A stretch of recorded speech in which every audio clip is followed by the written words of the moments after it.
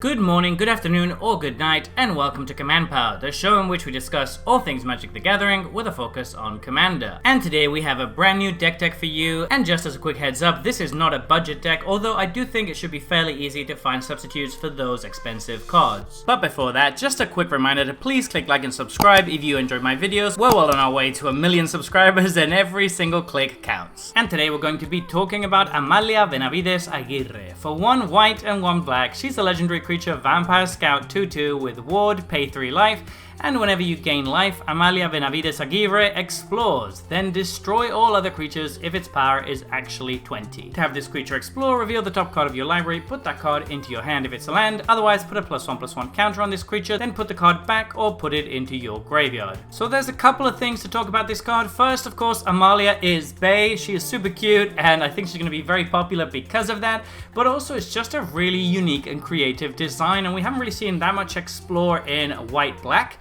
So it's kind of cool to see the colors branching out a little bit in that sense. As for the deck itself, it's actually very powerful to be able to do this ability over and over every turn. There isn't a limit, so basically if you can gain life in small increments repeatedly, then this is going to be really powerful, and that's exactly what we're going to be going for here. We're going to have a bunch of cards that are going to gain us 1 or 2 life at a time, which is going to trigger Amalia, and the cool thing is we can actually have quite a bit of control about growing her, because if we hit a non-land card on top of our library, we can just leave it there for the next time we explore, which means that we're guaranteed to get a +1/+1 counter every time we explore. Of course, if you're missing lands or you want to dig, it's perfectly fine to put them into the graveyard, but it is cool that we have that much control, which means that we should be able to occasionally trigger her ability in a game and absolutely blow up the board. If we don't get to do that, however, we still have other ways to win. Obviously, we have a lot of good life gain synergy cards, and Amalia herself can grow quite big, and we have a couple of ways to make her unblockable. So this has been a really cool list to put together, and I hope you enjoy it. And without further ado, let's get started with Archangel of Thune. This is a staple in any sort of life gain deck, and it's one of the ways we can win the game by going really big. Yara First of Locthwain is pretty good. We have quite a few black creatures, and they're all going to gain us a life when they enter the battlefield, which is going to trigger Amalia. Celestine the Living Saint can be a great way to recur any of our important cards, because we are going to be gaining quite a bit of life in this deck, which means that we should be able to reanimate a lot of things, and also our curve is pretty low, so it should be easy to get stuff back from the graveyard. Creeping Bloodsucker is a surprisingly good card in a lot of decks, and it's absolutely stellar here because we are going to be gaining life every upkeep. Daxos, Blessed by the Sun, gains us life whenever a creature ETBs or dies, and that's fantastic because it represents a lot of triggers for Amalia. Distinguished Conjurer is basically another version of Daxos. We have quite a few of these creatures that gain us life whenever a creature enters the battlefield under our control. Drana's Emissary is another trigger that we get on our upkeep to drain 1 life from each opponent, but crucially it's also going to gain us a life, triggering Amalia. Elasil Core is another card that's going to gain us life whenever a creature comes into play. Lender's Hierophant is a new one from the Lost Caverns of Ixalan Commander, and it's really good in this deck. It's going to get big very quickly with all of the small life gain we're doing, and then when it dies into a bunch of life gain creature tokens, which is great.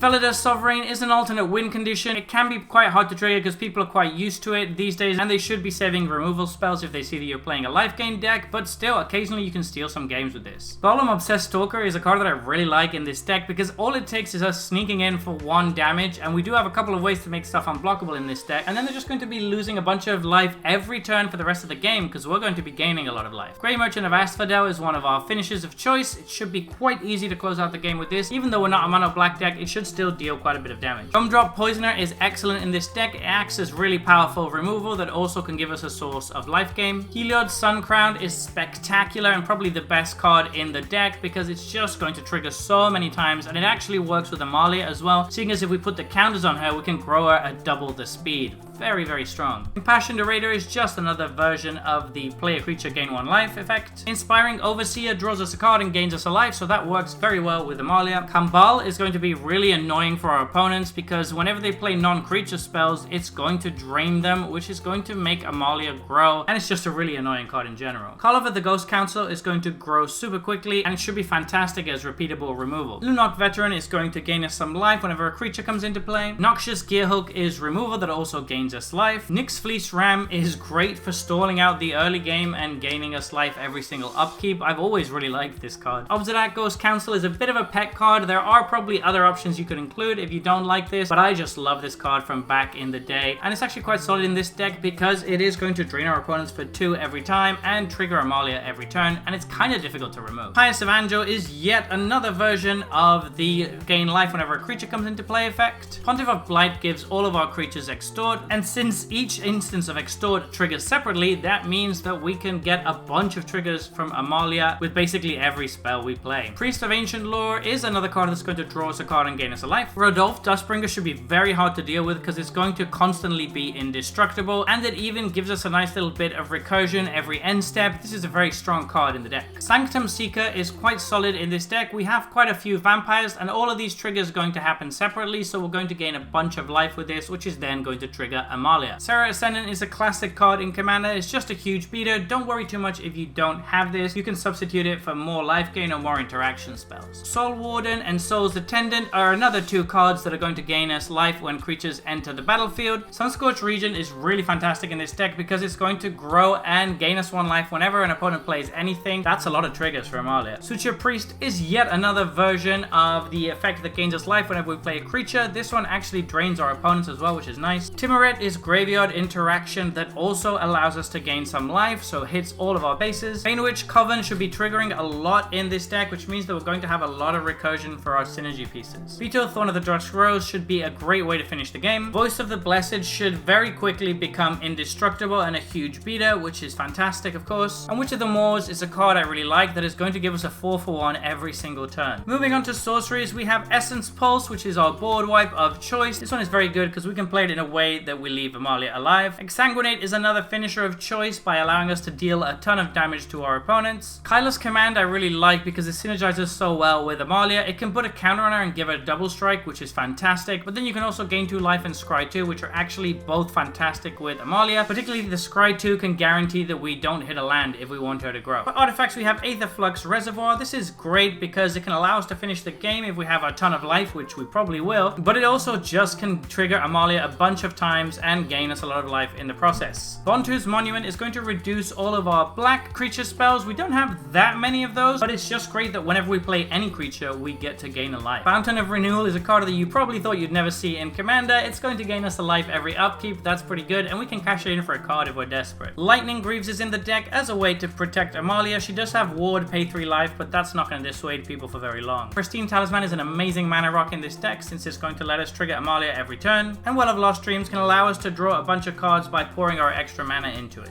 For enchantments, we have Abiding Grace. This is a card that I've been trying to put into decks for a while, and it just fits so perfectly here. We have a bunch of 1-drop creatures that are really important to our strategy, and we can keep recurring them with this, but the fallback is just gaining a life per turn, which is what we want to do anyway, so this is just really solid. Ajani's Mantra is again another guaranteed way to gain 1 life per turn. Ajani's Welcome is basically another Soul Warden effect, which we definitely want a critical mass of. Blind Obedience is going to mess with our opponents and make it easier for our Amalia to connect, and also we love having Extort because it's such a great ability in this deck. Campaign of Vengeance is going to be really good when we're attacking with a few creatures, but even just attacking with Amalia is quite nice. Cleric class is going to be fantastic in this deck, particularly with the second mode active, which is going to put extra counters on Amalia. Retreatus Hogger should be pretty solid because we have so much exploring going on that we should always have enough lands to basically trigger this every turn. Occasionally we might even want to give something Death Touch. Sigarda's Splendor is going to be a great source of card advantage that also gains us a bunch of life whenever we cast a white spell and triggers Amalia a whole bunch. And Virtue of Persistence is removal early on that also gains us life, and then late game it just becomes a massive value machine. For lands, we have a bunch of different lands that gain us life. Inventor's Fair should be gaining us life quite often because we do have a few artifacts. Restless Fortress is fantastic because it can fix our mana, but it also gains us some life when it attacks. Frog's Passage can make sure that Amalia can get through to deal damage, as can the Black Gate, which is a great way to push through for the win. Vault of the Archangel can give all of our creatures Death Touch and Lifelink, which can be huge in certain games, and Witch's Clinic can give Amalia Lifelink, which can gain us a bunch of life. And Shambling Vent is a nice manland that fixes our mana and also has lifelink. So there you have it. This has been our Amalia Benavides Aguirre deck tech. I really like the look of this one, and it feels like it'll be quite powerful as long as you manage to protect Amalia, which of course is going to be difficult to do, seeing as your opponents are going to be trying to remove her